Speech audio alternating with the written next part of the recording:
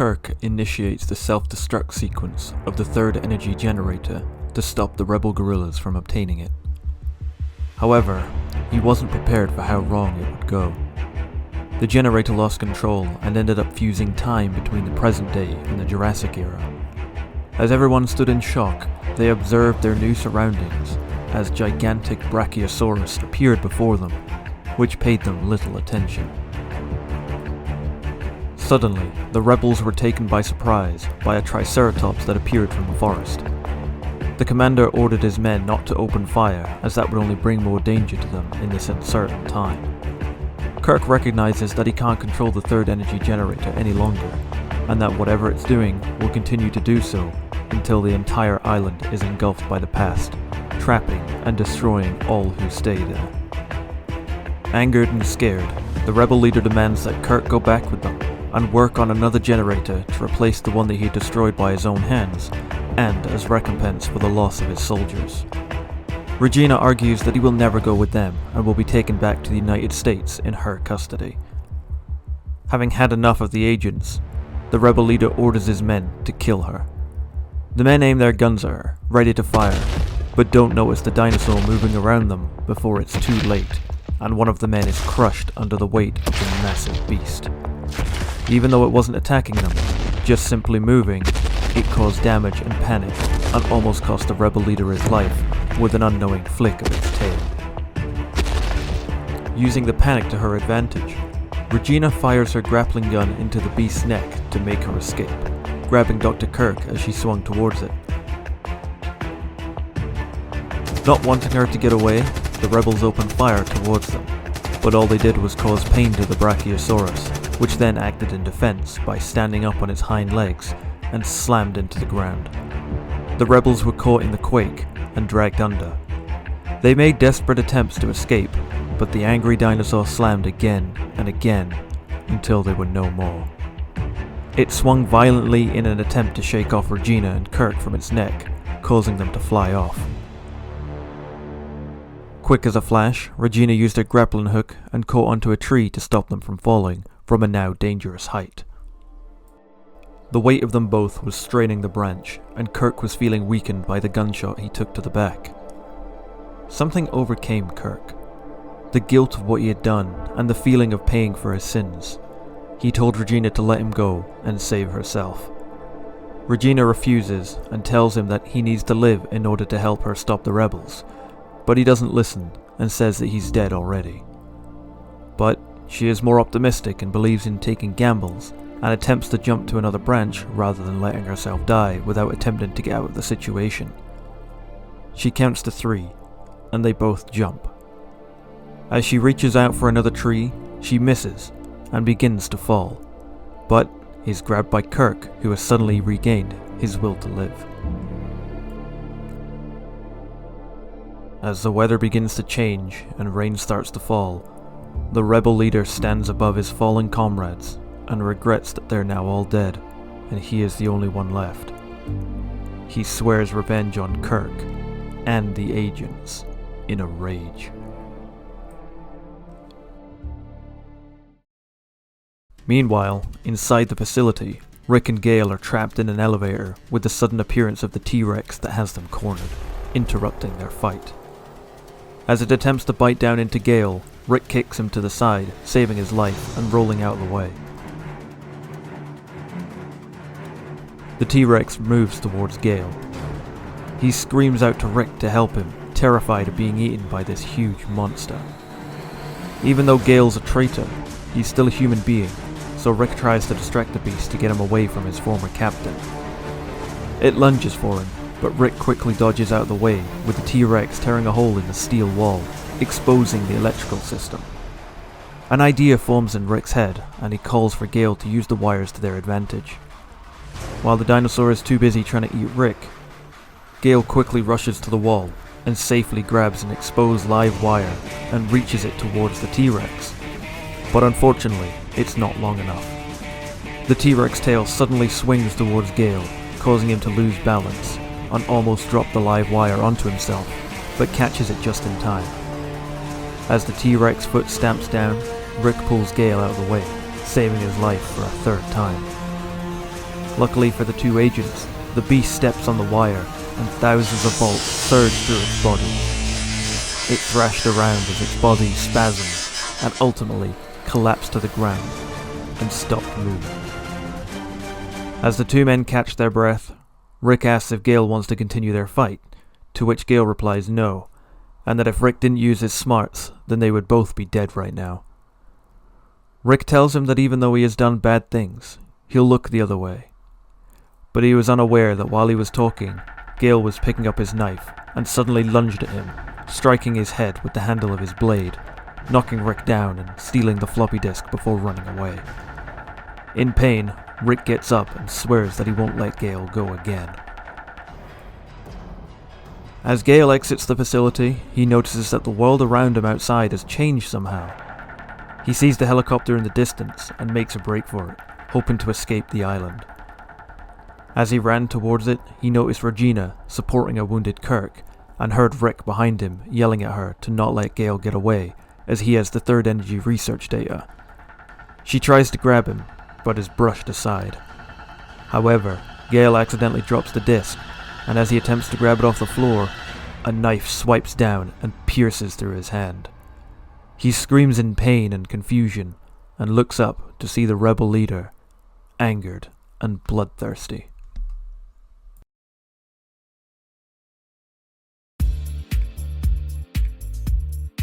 This image of Regina posing with her shotgun seems to be a direct drawing of this image here, which is a CGI rendering used in the first Dino Crisis game. Interestingly enough, there are actually two official versions of this based on your region. For Japanese audiences, she looks like this. But for the Western release, they changed her face to look less Asian, and so looks like this. For the comic book, they've clearly gone with the Japanese version, as the facial features look a lot smaller and more rounded. The Brachiosaurus is the first new dinosaur that's been introduced that actually isn't present in any of the Dino Crisis games, and is exclusive to the manhwa.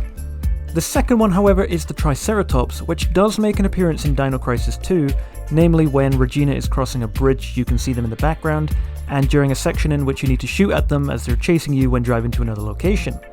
In-game, they're vicious and ferocious, whereas in this, they're only seen briefly and don't bother with the humans at all, even when the gunfire erupts. Ibis Island has once again changed its geographical shape. Now it can be seen with two islands instead of just one, and has an active volcano in the middle. This can be one of two things. Due to the time shift, it's reverting the island back to how it looked in the Jurassic era, meaning the volcano is currently active and its second island could have eroded over time, to which it has disappeared in the present time. Or this could be another example of the artist doing his own thing and not thinking too much about the already established world. We've seen the island change shape a couple times before, as well as things on the island. I think it is supposed to represent the island as it used to be, but the fact that the volcano seems to have disappeared along with a second island somewhat works against that in a way, but it's likely an artistic liberty to represent the time distortion, so it's easy to look past. Regina's grappling hook has come in handy for her again, in which she uses it to grapple onto the Brachiosaurus for her and Dr. Kirk's escape. It's interesting how many times she can use it through the story, and I don't mean that sarcastically. It's impressive that she's able to find various uses for it, rather than just going up and down vents that she was limited to in-game. It also shows a lot for her smarts as to how she can figure out how to get out of difficult situations by being resourceful and utilising what's at her disposal.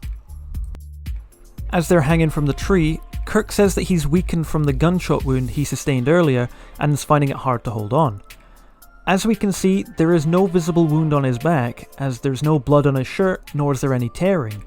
This is an oversight that's been present since it happened, as all views of Dr. Kirk's back have been completely clean, and it doesn't look like he's hurt at all. This makes it especially odd when he claims he's weakened by it and ready to give up, and even starts to cough up blood because of it.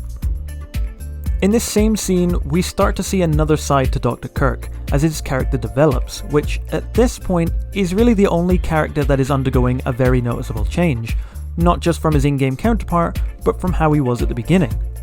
Starting off as a selfish man who has no care for the deaths of anyone or thinks about anything but his experiment, he's changed to feel regret and remorse for his actions, and is now at a point where he considers his sins too much to bear and is willing to give up his own life for the agent who's taken him into custody.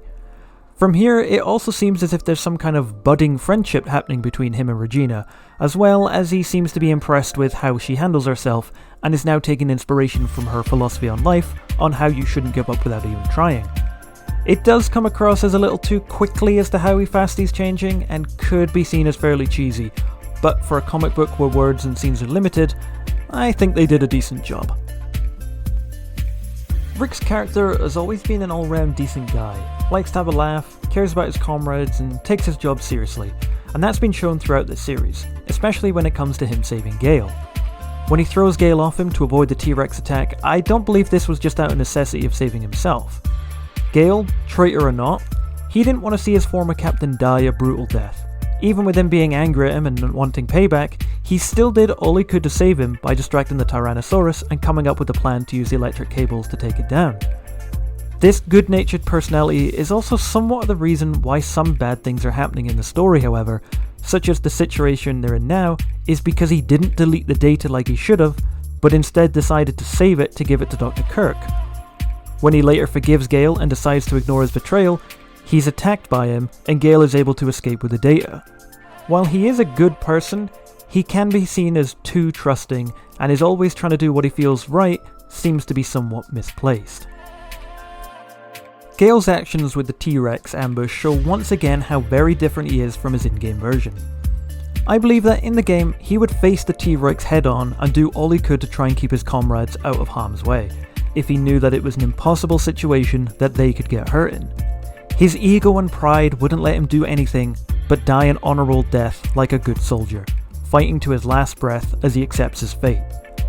Comic book Gail has already been seen as manipulative, sneaky and conniving, so this elevator scene adds a new layer of cowardly.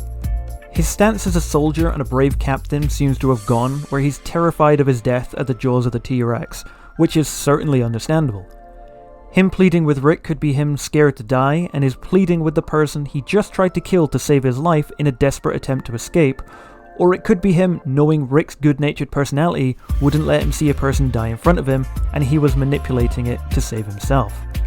The latter is seen moments later, where he essentially compliments Rick, where he responds positively, whereby Gail uses that moment of dropping his guard to attack him and steal the third energy data disk.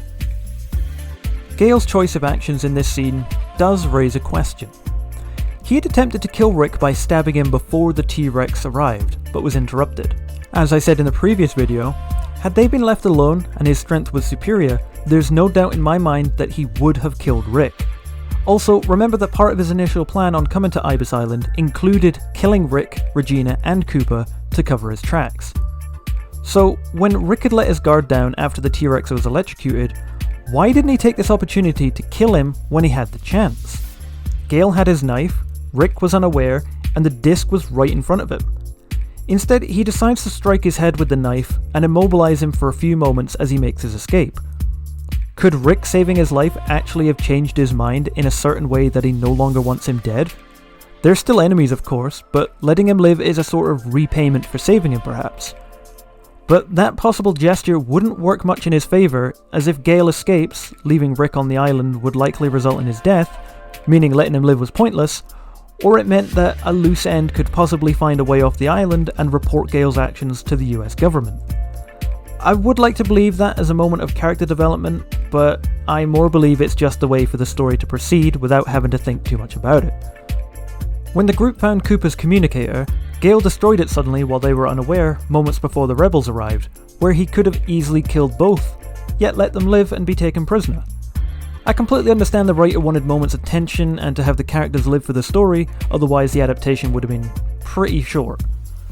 It's just sometimes characters seem to act out of character for the plot, which somewhat takes you out of it.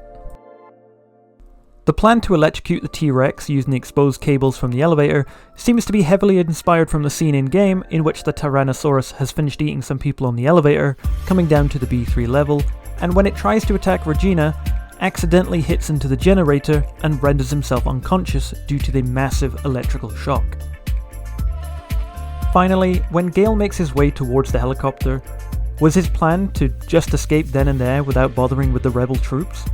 Of course, at this point he doesn't know that they're pretty much all dead, but leaving them on the island, was that part of the plan? He now has the data disk, so maybe he was going to radio the rebel leader to rendezvous elsewhere and make their way back to their base, whereby he completes his mission. It would seem odd if he was to escape on his own, as I can't imagine the rebels paid him in full for the mission before he'd even accomplished it, and they'd gotten what they needed. In the next video, we'll be discussing the penultimate issue, Shattering World. Thanks for watching, and if you found it interesting, please leave a like, comment, and subscribe for more. Thank you.